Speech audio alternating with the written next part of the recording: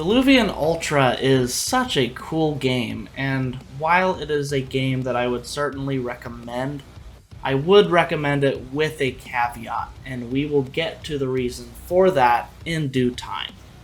In Diluvian Ultra, you play as a Diluvian prince, a Martian lord of the insect-like creatures that serve him. You begin the game awakened from your slumber in the fortress of flesh and stone that you call home, a living ship that is now being invaded by a futuristic human military. The art style in this game is amazing, and there isn't really any other game that looks like Diluvian Ultra. It is bright, vibrant, and fantastical.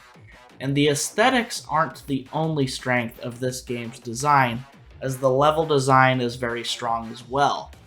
Every level flows nicely, and there are several times when the level loops back around to lead you in the direction you need to go. Every level is also packed with secrets, and you will want to go out of your way to explore as much as possible to find ammo pickups and resources that go toward the weapon upgrade system. These secret areas are, I would say, a really big highlight of this game. On top of that, there is a great deal of enemy variety, with some awesome pixel art representing these enemies. And you push through these foes with a set of weaponry that could definitely use some more variety. Maybe that will come with the release of the other chapters. But the arsenal certainly serves its purpose. This arsenal includes a blood sword, your infinite ammo squire, a little bug that can also be used to guide you if you don't know where to go, as well as a slow-firing rifle-like weapon known as the Ion Impaler.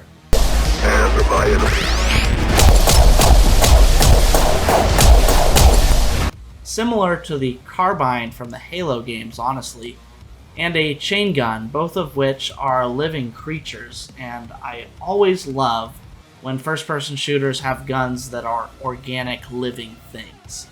There is also the plasma shotgun, which is very powerful and is definitely my favorite weapon in the game, as well as a crazy powerful pistol called the Carnifex pistol, which is usually hidden in out-of-the-way places and is disposed of once its limited ammo supply has been drained, making this weapon function more like a power-up that you can keep equipped until you need it most. Speaking of power-ups, there are a few instant use power-ups that you can find in Diluvian Ultra that run on a timer. One of which being a power-up that specifically works with your ground smash combat ability. Now with this ability, you jump up into the air and smash into the ground, just as you would expect, and this does AoE damage. With the power-up, all enemies on screen are instantly destroyed. Stop stabbing me, I'm going.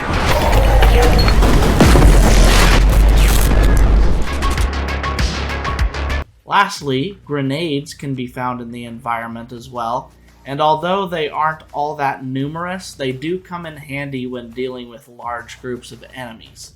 It's also worth noting that these things called blood orbs can be collected, which accumulate into focus points that can be used to upgrade each of these weapons in various ways at structures that also act as save stations. How the combat works is that you and every enemy is shielded. Your living weapons are loaded with bio ammo, and this ammo type is what breaks shields the fastest. I often like to break enemy shields with the Ion Impaler or the chain gun, before then switching to the Squire or Blood Sword to finish them off. After their shields are broken, it only takes one hit to kill them with the Squire gun. This is also the best strategy because combat is slow when relying too much on the Squire gun, as it overheats if fired for too long. The plasma shotgun is just great in every situation, as its plasma projectiles do regular damage at close range, but switch to shield damage the farther they travel. and this is indicated by a color change from red to yellow.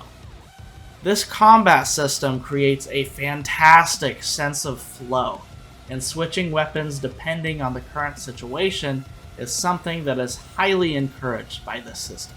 Plus, it's just fun. There are also several NPCs that the player interacts with in Diluvian Ultra, and the level of world building here far exceeds what is normally seen in boomer shooters like this.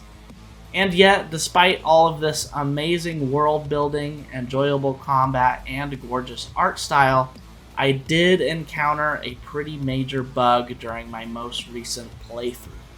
Diluvian Ultra is sometimes hindered by game-breaking bugs. In fact, I meant to originally review this game when it first released, but the game would not progress when it was supposed to at a point in level 5. Therefore, I put the game on ice and told myself that I would come back to it after it had received some patches, and after a few patches and a few months, this is exactly what I did. For much of the first chapter, which is all that has been released as of this date, I didn't encounter any bugs, and I figured that all was well.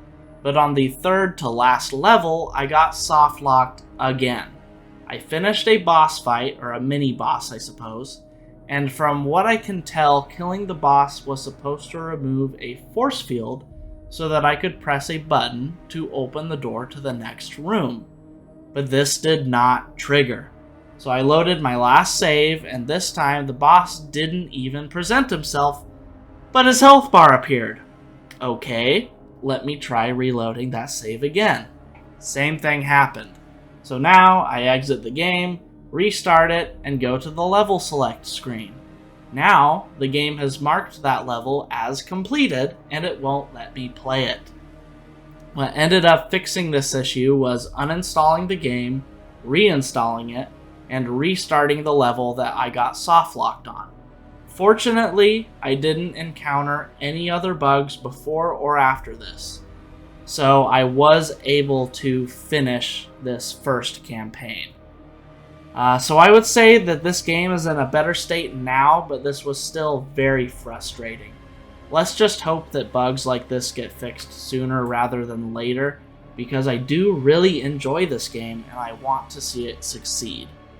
If hearing this puts you off from giving Diluvian a try, that would be totally understandable, and it might be for the best anyway to wait until all chapters have been released. So, like I said, I have enjoyed this game enough to recommend it, but with that caveat that there might be some bugs that you encounter over the course of your playthrough. Like I said, I just encountered that one bug over the course of my most recent playthrough, but it was a pretty major bug and a pretty frustrating one at that. So, with that being said, thank you for watching the video. If you enjoyed it, please remember to like and subscribe, and dislike it if you did not. As always, enjoy the rest of your day.